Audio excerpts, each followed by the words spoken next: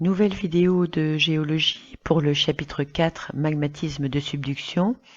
Vous allez tout d'abord visionner le C'est pas sorcier sur les volcans que vous trouverez sur YouTube et vous allez prendre des notes sur cette vidéo puis réaliser le QCM sur Pronote.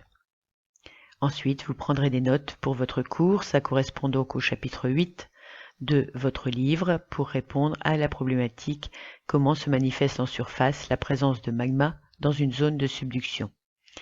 Eh bien, ça se manifeste par du volcanisme et un volcanisme particulier qui est un volcanisme explosif.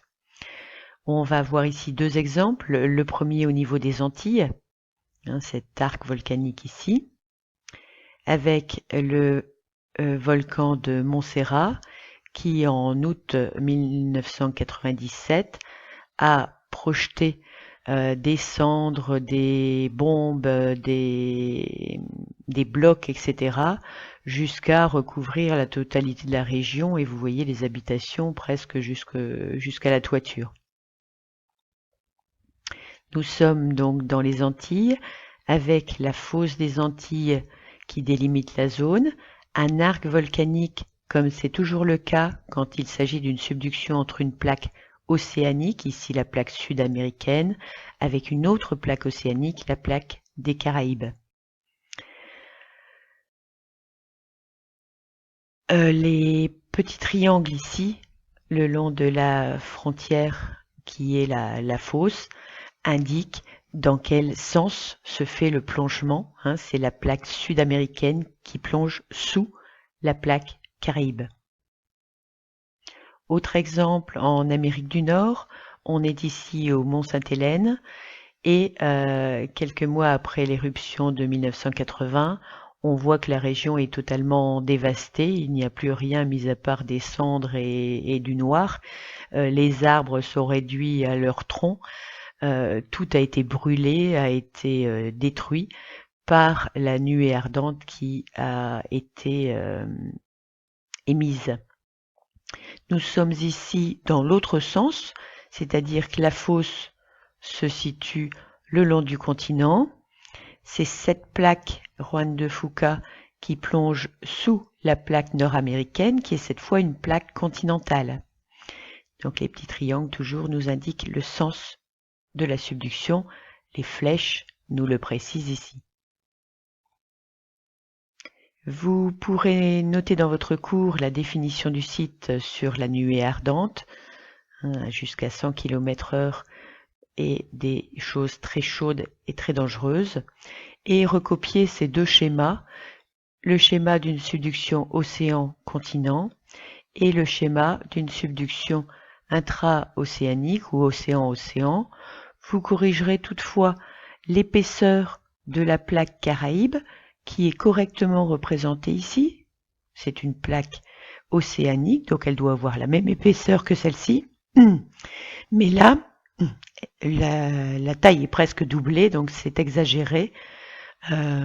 C'est le cas pour une plaque continentale, mais c'est pas le cas pour une plaque océanique. Donc vous réduirez la hauteur de cette plaque en indiquant seulement le volcan qui se met en place au-dessus.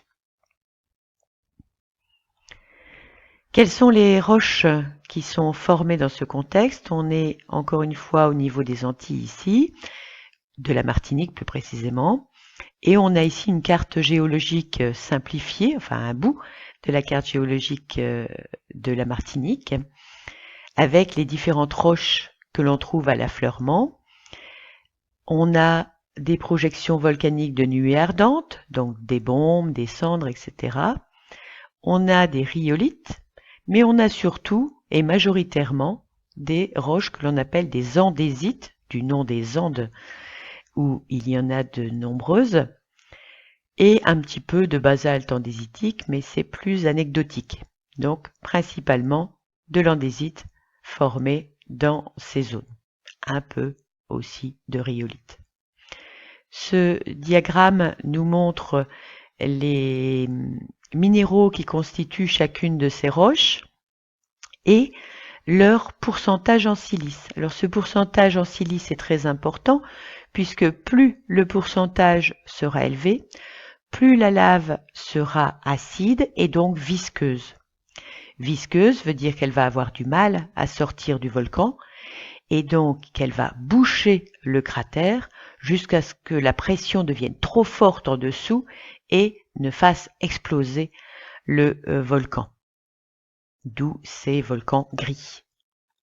C'est donc le pourcentage de silice qui est la donnée importante pour différencier les laves qui se forment. Donc la roche principale formée, c'est l'andésite, avec des plagioclases, pas très caractéristiques, mais bon, ce sont quand même des plagioclases avec des parties gris foncé, des parties gris clair, du vert, c'est-à-dire des zones non cristallisées, tout ce qui est noir, on n'y voit pas de cristaux, c'est que ça n'a pas eu le temps de cristalliser à ce niveau-là. Et puis des petits minéraux, des petites baguettes qu'on appelle des microlithes, ici une amphibole, que l'on ne voit pas bien, mais au microscope vous pouvez voir à plus fort grossissement des clivages qui permettent de distinguer ce minéral. Comparaison ici dans votre livre au basalte vu en première, donc attention, ce n'est pas une roche à connaître ici, mais c'est pour faire la comparaison. Donc là on avait beaucoup plus de petits microlithes, quelques phénocristaux, mais de minéraux différents. La différence importante est la concentration en silice qui donne donc une lave plus acide et donc plus visqueuse. Je vous conseille de recopier ce schéma de la lame mince. En l'améliorant toutefois, vous pouvez en effet noter les noms correspondant à la structure sur la droite, mais plutôt qu'écrire ici tout autour du schéma, écrire les noms sur la gauche.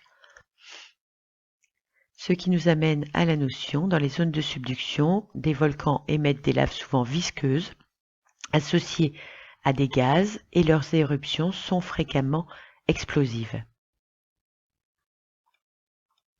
Je reviens un petit peu en arrière parce que j'ai passé ici le fragment de C'est pas sorcier qui nous intéresse ici.